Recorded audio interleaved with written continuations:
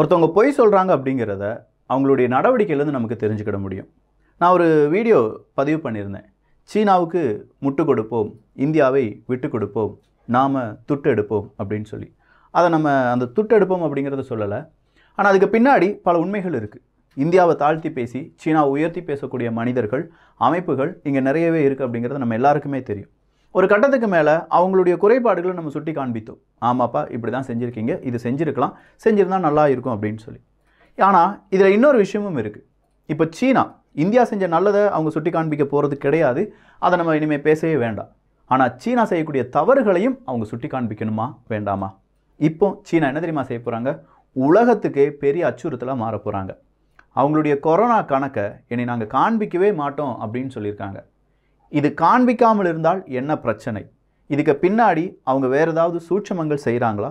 அதுக்கான detail explanation தான் இந்த ஒரு காணொளி. அன்பு தமிழஞ்சங்களுக்கு தமிழ் பொக்கிஷத்தின் வணக்கங்கள்.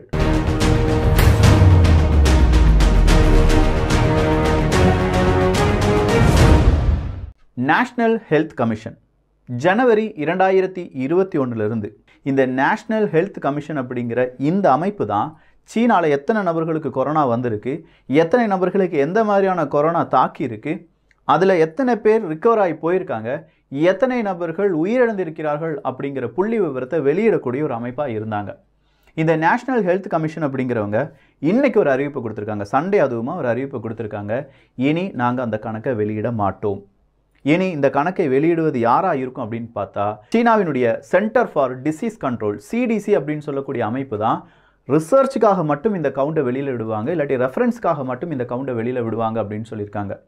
ரிசர்ச் அண்ட் ரெஃபரன்ஸ் சாதாரண மக்களுக்கு கிடைக்க போகிறது கிடையாது. ரிசர்ச் கண்டிப்பாக வெளிநாடுகளுக்கு கிடைக்க போகிறது கிடையாது. ஸோ உள்நாட்டில் இருக்கக்கூடிய ஆய்வாளர்களுக்கு மட்டும்தான் இந்த கவுண்ட் அப்படிங்கிறத நாங்கள் கொடுக்க போகிறோம். வெளிநாடுகளில் இருக்கக்கூடிய நபர்கள் எங்களை பற்றி, எங்களில் எத்தனை நபர்களுக்கு கொரோனா வந்திருக்கு அப்படிங்கிறத பற்றி தெரிந்து கொள்ள வேண்டாம். இந்த அறிவிப்பை கொடுத்துருக்காங்க. இதை நாம் சொல்லியிருந்தா பெரிய பிரச்சனை. இதை சொன்னது யார் தெரியுமா? சவுத் சீனா மார்னிங் போஸ்ட், அதாவது ஜி ஜின்பிங் அவர்களுடைய மவுத் பீஸ் அப்படின்னு சொல்லலாம். ஜி ஜின்பிங் அவர்கள் என்ன நினைக்கிறாங்களோ அதை சொல்லக்கூடிய ஒரு பத்திரிகை இப்படி ஒரு அறிவிப்பை கொடுத்துருக்காங்க. சீனா ஸ்டாப் பண்ணிட்டாங்க. இனி யாருக்குமே இந்த ஸ்டடி இல்லாட்டி இந்த மாதிரி டீட்டெயில்ஸ் வெளியில் தெரியாதுன்னா இங்கே பிரச்சனைகள் எப்படி தெரியுமா ஆரம்பிக்கும்? நிறைய மனிதர்கள் உயிரிழந்துருவாங்க. ஆனால் இன்னொரு நாட்டில் கொஞ்சோண்டு மனிதர்கள் உயிரிழந்தாலும் இந்த நாடு தான் பிரச்சனை. அதாவது இப்போ உதாரணத்துக்கு வச்சுக்கோங்க, இந்தியா அப்படிங்கிற ஒரு நாட்டை வச்சுக்கோங்களேன், வேண்டாம், ஏ அப்படிங்கிற ஒரு நாட்டை வச்சுக்கோங்க. ஏ அப்படிங்கிற ஒரு நாட்டில் 100 பேர் இறந்துருக்காங்க. சீனா நாட்டில் 1,00,000 பேர் இறந்துருக்காங்க. சீனா நாட்டில் 1,00,000 பேர் இறந்தது வெளியிலே தெரியாது, ஏன்னா அவங்க கவுண்டை வெளியிலே கொடுக்க மாட்டேன்னு சொல்லிட்டாங்க. ஆனால் ஏ அப்படிங்கிற நாட்டில் 100 பேர் இறந்துருக்காங்கன்னா அந்த ஏ அப்படிங்கிற நாட்டை பற்றியான செய்தி மட்டுமே வெளியில் வரும். அப்படின்னா சீனா இதை ஸ்ப்ரெட் பண்ணின சீனா, இல்லை இதை ரொம்ப பெரிய அளவில் பாதுகாக்க தவறிய சீனா, அவங்களுடைய வேக்சின் இன்எஃபிஷியன்சியை மறைத்த சீனா என்ன செய்யும்னா அவங்களுடைய அந்த டேட்டாவை மூடி மறைச்சி தவறே செய்யாத, இல்லாட்டி கொஞ்சோண்டு அந்த பரவல் 100 நபர்களை மட்டுமே உயிர் பலி வாங்கியிருக்கிறது அப்படின்னு சொல்லக்கூடிய நாட்டை பெருசாக பேச வைப்பாங்க. ஒரு நாட்டுக்கு உலகத்துக்கே எதிரான செயலை சீனா செய்ய போகிறாங்க. இப்படி இந்த சீனா கவுண்டை வெளியில் சொல்ல மாட்டோம் அப்படின்னு சொல்லும்போது அதுக்கு பின்னாடி இருக்கக்கூடிய பல நிறுவனங்கள் தொடர்ச்சியாக இந்த சவுத் சீனா மார்னிங் போஸ்ட்டில் என்னென்ன விஷயங்கள் சொல்லியிருக்காங்க அப்படிங்கிறது தெளிவாக பாருங்கள். ஃபர்ஸ்ட், அங்கே பெரிய மத சடங்குகளை நடத்தக்கூடிய ஒரு நிறுவனம், மத சடங்குகள்னால் இறுதி சடங்குகளை மட்டும் நடத்தக்கூடிய ஒரு நிறுவனம், அவங்க சொல்லியிருக்காங்க ஜனவரி வரை புதைக்கக்கூடிய பிணங்களை இங்கே கொண்டு வராதிங்க, எல்லாம் புக் ஆயிருச்சு, இனி எங்களால் எந்த வேலையும் செய்ய முடியாது. எரிக்கிறதா இருந்தால் மட்டும் அதுவும் 3 தினங்களுக்கு பிறகு கொண்டு வாருங்கள். அதாவது இன்னைக்கு கொடுத்தீங்கன்னா 3 தினங்களுக்கு பிறகு தான் அந்த உடல் அப்படிங்கிறது எரிக்கப்படும். இப்படி இருந்தால் மட்டும் இங்கே கொண்டு வாங்க அப்படிங்கிற அறிவிப்பை கொடுத்துருக்காங்க. ஸோ எந்த அளவுக்கு அங்கே கூடுதலான இன்ஃபெக்ஷன் கூடிட்டு இருக்கு, உயிரிழப்புகள் கூடிட்டு இருக்கு, அதை பற்றி பொருட்படுத்தாமல் மனிதர்களுக்கு சக மனிதனாக கூட பார்க்காம பிற நாடுகளுக்கு உண்மையை சொல்லாமல் இப்படி ஒரு நாடு இருந்து என்ன பிரயோஜனம்? அவங்க கம்யூனிசத்தை ஃபாலோ பண்ணி என்ன பிரயோஜனம்? கம்யூனிசம் இப்படி பொய்யை பேசுங்க, உண்மையை வெளியில் சொல்லாதீங்கன்னு சொல்லி கொடுக்குதா எங்கேயாவது?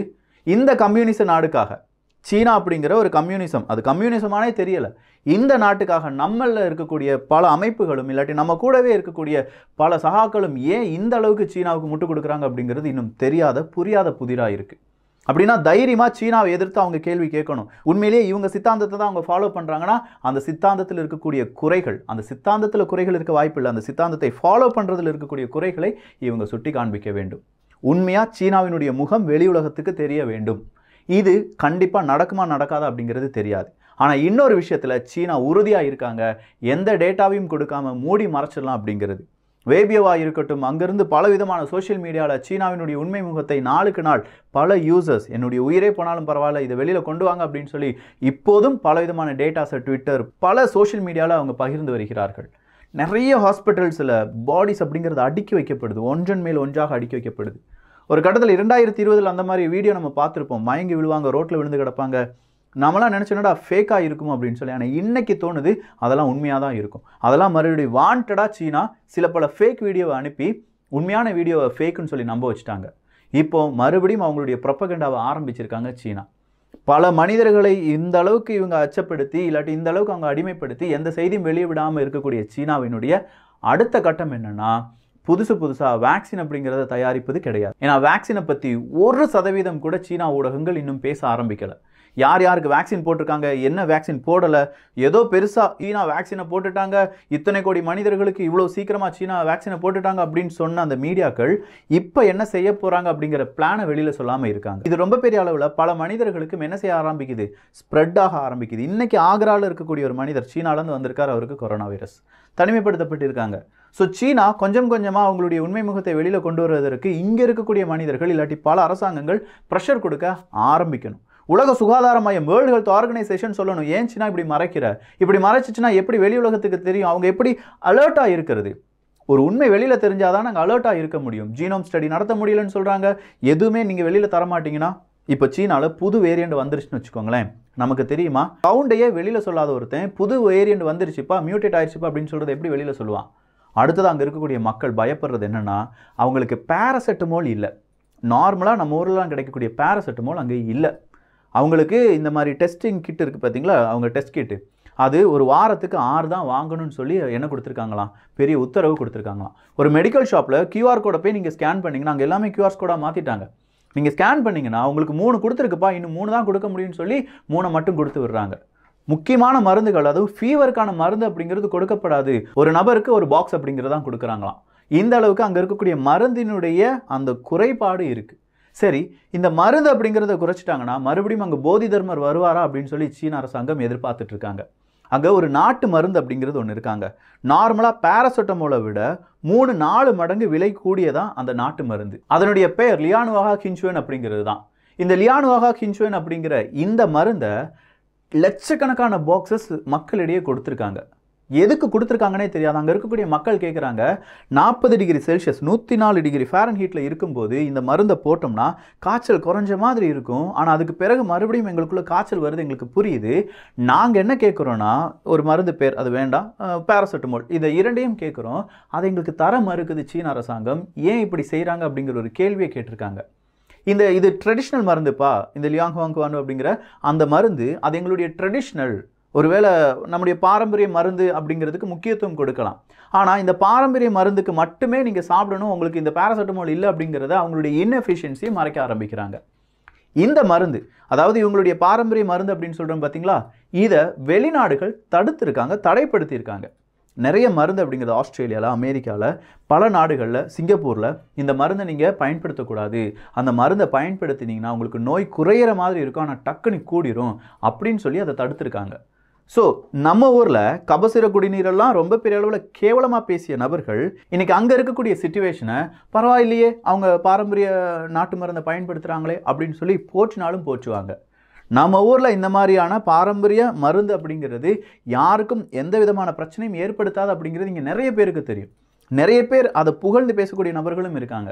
ஆனால் அங்கே இன்எஃபிஷியன்ஸாக இருக்கக்கூடிய ஒரு மருந்தை எடுத்து அதை மட்டுமே சாப்பிடணும், இல்லாட்டி உங்களுக்கு பேராசெட்டமோல்லாம் இல்லை அப்படிங்கிறத நம்மளால் எப்படி ஏற்றுக்கொள்ள முடியும்? இங்கே இந்த அளவுக்கு ஒரு நாடு இவ்வளோ அசால்ட்டாக ஒரு கொரோனாவை ஹேண்டில் பண்ணுறாங்கன்னா, ஒரு யுத்தம் வந்துச்சுன்னா அவங்களால எப்படி ஹேண்டில் பண்ண முடியும்? உடனே யுத்தம் வந்துச்சுன்னா அவங்கக்கிட்ட நிறைய படை இருக்குது, சீனா ஜெயிச்சிரும். ஃபஸ்ட்டு ஒரு நார்மலாக ஒரு மைண்ட்லேருந்து, நம்முடைய அடிமனதுலேருந்து கொஞ்சம் யோசித்து பார்க்கலாம்.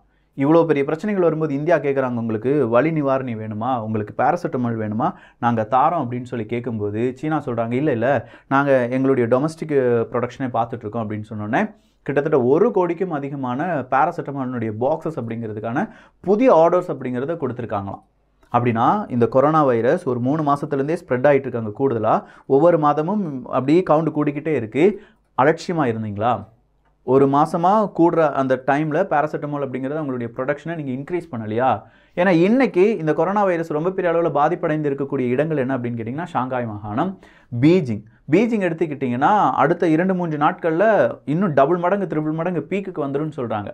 10 லட்சம் நபர்களுக்கு டிசம்பர் 1ஆம் தேதியிலேருந்து டிசம்பர் 20ஆம் தேதியில் வர 24 கோடி மனிதர்களுக்கு இந்த கொரோனா வைரஸ் பரவி இருக்குது அப்படின்னு சொல்கிறாங்க. ஸோ இவ்வளோ கூடுதலாக பரவி இருக்கிறதுனால யாருடைய அக்கௌண்ட்டை வெளியில் சொல்லணும், யாருடைய அக்கௌண்ட்டை வெளியில் சொல்லக்கூடாது அப்படி கன்ஃபியூஷன் இருக்கனாலேயும் தான் சீன அரசாங்கம் இதை வெளியிட மறுக்கிறது அப்படின்னு சொல்லி இன்றைக்கி வேர்ல்டு ஹெல்த் ஆர்கனைசேஷன் அதுக்கு ஒரு எக்ஸ்ப்ளனேஷனை கொடுத்துருக்காங்க. அப்படின்னா எல்லா நாடுமே அக்கௌண்ட்டை வெளியில் சொல்லாமல் இருந்துடலாமா? எல்லா நாடுமே அக்கௌண்ட்டை வெளியில் சொல்லனா எப்படி டேட்டா கிடைக்கும்? இந்த தரவுகளின் அடிப்படையில் அடுத்த வருஷம் எப்படி இதே மாதிரி ஒரு அவுட் பிரேக் வந்துச்சுன்னா நம்மளால் தடுக்க முடியும்? இந்த நாட்டிலேருந்து இப்படி வந்துச்சுப்பா, இந்த நாட்டிலேருந்து நமக்கு இவ்வளோ வந்துச்சுப்பா, இது இல்லாமல் இந்த கவுண்ட் இல்லாமல் ஒரு டேட்டா இல்லாமல் நம்மளால் எப்படி ஒரு ரிசல்ட் எடுக்க முடியும்? நார்மலாக நம்ம இப்போ ஆர்டிஃபிஷியல் இன்டெலிஜென்ஸ்லாம் சொல்லிட்டு இருக்கோமே, அதுக்கு மெயினே என்ன தான்? டேட்டா தான். அந்த டேட்டாவை தரமாக இருக்கிறாங்க சீனா. ஷிஜாங் அப்படிங்கிற ஒரு இடத்துல 10 லட்சம் நபர்களுக்கு கொரோனா வைரஸ் பரவி இருக்கான். ஆனால் ஜனவரி 1ஆம் தேதி, அதாவது இன்னும் ஒரு 5 தினங்களில் என்ன நடக்க போகுது அப்படின்னா அது ஒரு 20 லட்சமாக மாறிடும் அப்படின்னு சொல்கிறாங்க. சில இடங்களில் கோடிக்கணக்கான மனிதர்களுக்கு இந்த கொரோனா பரவி இருப்பதால் நிறைய உயிரிழப்புகள் அப்படிங்கிறது வந்துட்டு இருக்குன்னு நம்ம பார்த்துட்டு இருக்கோம்ல. இதை மறைக்க மனித குலத்திற்கு எதிரான மிகப்பெரிய ஒரு மாய வலையை பின்னுகிறது சீனா. இவங்க சொன்ன மாதிரி இது உஹான் வைரஸா இல்லாட்டி உஹான் மேன்மேடா, இதனால் ஜீரோ கோவிட் பாலிசி அவங்க ரொம்ப பெரிய அளவில் ஸ்ட்ரகிள் பண்ணி அப்படியே மூடி மறைச்சி வச்சுருந்தாங்களா, ஒரு கட்டத்துக்கு மேலே இதை அவங்களால தடுக்க முடியலையா, இப்படிங்கிற பல கேள்விகளும் இப்போது வெளியில் வர ஆரம்பிச்சிருக்கு. ஏன்னா உங்கள் நாட்டிலேருந்து மட்டும் எப்படா இவ்வளோ பெருசாக வருது? எல்லா நாட்டிலையும் தான் பரவிட்டு இருந்துச்சு, ஆனால் இவ்வளோ பெருசாக வரலையே, கோடிக்கணக்கான மனிதர்களுக்கு பரவலையே, லட்சக்கணக்கான மனிதர்களுக்கு கூட பரவலை. கடந்த ஒரு வருடமாக நம்ம எடுத்து பார்த்தோம்னா இல்லை, இந்த அளவுக்கு கிடையாது. 7 மாதங்களாக தமிழ்நாட்டிலேயே எந்த உயிரிழப்பும் இல்லை அப்படின்னு நம்ம சொல்கிறோம். அப்படின்னா எந்த அளவுக்கு கம்மியாக இருக்குது? 7 பேருக்கு, 6 பேருக்கு, 15 பேருக்கு இப்படி தான் வந்துட்டு இருந்துச்சு. எல்லா நாடுகளுமே இப்படி தான் வந்துட்டு இருந்துச்சு. ஆனால் திடீர்னு சீனாவில் மட்டும் இப்படி வருவதற்கான காரணம் ஜீரோ கோவிட் பாலிசியை நீங்கள் ஃபாலோ பண்ணிட்டு இருந்தீங்க. அதை வெளியில் இப்படி நிப்பாட்டினா இவ்வளோ பெரிய அவுட் பிரேக் வரும் அப்படிங்கிறது உங்களுக்கு தெரிந்தும் எந்த விதமான முன்னெச்சரிக்கை நடவடிக்கை இல்லாமல் இதை திறந்து விட்டதற்கான காரணமே இனி யாருக்குமே தெரியலை. ஒருவேளை சீனாவினுடைய ஒட்டுமொத்த பொருளாதாரம் அங்கே ஸ்டாக்னண்டாக இருக்குது. அவங்களுடைய கன்ஸ்ட்ரக்ஷனாக இருக்கட்டும், அவங்களுடைய பலவிதமான இன்ஃப்ராஸ்ட்ரக்சராக இருக்கட்டும், ஏன் அவங்களுடைய சிபெக் சீனா பாகிஸ்தான் எக்கனாமிக் காரிடோர், அவங்களுடைய பெல்ட் அண்ட் ரோடு இனிஷியேட்டிவ், இது எல்லாமே ஸ்டாக்னண்டாக இருக்குது. நாம் இப்படி ஸ்டாக்னண்டாக இருக்கோம், பிற நாடுகள் என்ன செய்யக்கூடாது, வளர்ந்துக்கூடாது அப்படின்னு சொன்னனால டக்குன்னு இதை ஓப்பன் பண்ணி விட்டானா. இந்த டிசம்பர் மாதம் வந்துச்சுன்னா ஜனவரி பிப்ரவரி ஒட்டு மொத்தமாக எல்லா நாடும் க்ளோஸ் ஆயிரும். மறுபடியும் நம்ம என்ன செஞ்சிடலாம், பெருசாகிடலாம். ஸோ அடுத்தவனை அழிப்பதற்கான ஒரு வெப்பனாக இதை பயன்படுத்துகிறாங்களா சீனா? இந்த கேள்வியை தான் இப்போ எல்லாரும் கேட்டுட்ருக்காங்க. உண்மையிலேயே வாட்டர் அப்படிங்கிறத சீனா வெப்பனாக பயன்படுத்தினாங்க. ஆயிரக்கணக்கான டேம்ஸ் அப்படிங்கிறத அவங்க நாட்டில் கட்டி அந்த நாட்டிலேருந்து இல்லாட்டி அந்த இடத்துலேருந்து கீழே இருக்கக்கூடிய நாடுகளுக்கு வரக்கூடிய தண்ணீரை தடுத்து தண்ணீரை ஆயுதமாக பயன்படுத்தியது சீனா. கிளைமேட்டை ஆயுதமாக பயன்படுத்தியது சீனா. ஆர்டிஃபிஷியல் சன்னை உருவாக்கிட்டோம் அப்படின்னு சொல்லி சூரியனை இயற்கையை ஆயுதமாக பயன்படுத்தியது சீனா. அடுத்தது ஆர்டிஃபிஷியல் மூனை உருவாக்கிட்டோம் அப்படின்னு சொன்னாங்க. இதோ இன்னைக்கு கொரோனா வைரஸ். இதை தான் நம்ம தட்டி கேட்கணும் அப்படின்னு சொல்கிறோம். ஒவ்வொரு காலகட்டத்திலும் சீனாவுக்கு எதிராக பேசு அப்படின்னு நான் சொல்லலை. அட்லீஸ்ட் உண்மை என்ன அப்படிங்கிறத நம்ம தெரிந்து கொண்டால் தானே என்ன மாதிரியான நடவடிக்கையில் ஈடுபட முடியும் அப்படிங்கிறது தெரியும். ஸோ சீனாவிலேருந்து வரக்கூடிய நபர்கள் கட்டாயமாக என்ன செய்யப்பட வேண்டும்? இனிமேல் அட்லீஸ்ட் ஒரு 3 நாட்களுக்கு தனிமைப்படுத்தப்பட்டு அவங்களுக்கு 2-3 முறை இந்த கோவிட் டெஸ்ட் எடுக்கப்பட வேண்டும் அப்படிங்கிற கருத்துக்களும் இன்னைக்கு பரவலாக பேசப்படுது. நாளைக்கு சீனாவிலேருந்து வேறொரு நாட்டுக்கு போய், வேறொரு நாட்டிலேருந்து இந்த நாட்டுக்கு போய் அவன் இந்தியாவுக்கு வரானா, அவனுடைய ட்ராவல் ஹிஸ்ட்ரியை பாரு. சீனாவுக்கு போயிருக்கானா, ஒரு வாரம் இல்லாட்டி ஒரு மாதத்துக்கு முன்னாடி போயிருக்கானா, என்ன மாதிரியான அந்த டேட்டா இல்லாட்டி கோவிட் நெகட்டிவ் சர்டிஃபிகேட் இருக்கா, அது ப்ராப்பராக இருக்கா, இல்லை சீனாவினுடைய டூப்ளிகேட் சர்டிஃபிகேட்டா அப்படிங்கிறதையும் நம்ம பார்க்கணும். இப்படிலாம் பார்த்தா மட்டும்தான் இனி நம்ம நாட்டுக்குள்ளே புதுசாக ஒன்றை விடாமல் தடுக்க முடியும். ஏன்னா அவன் டேட்டாவை தடுத்துட்டான், நமக்கு தர வேண்டிய டேட்டாவை தடுத்துட்டான்.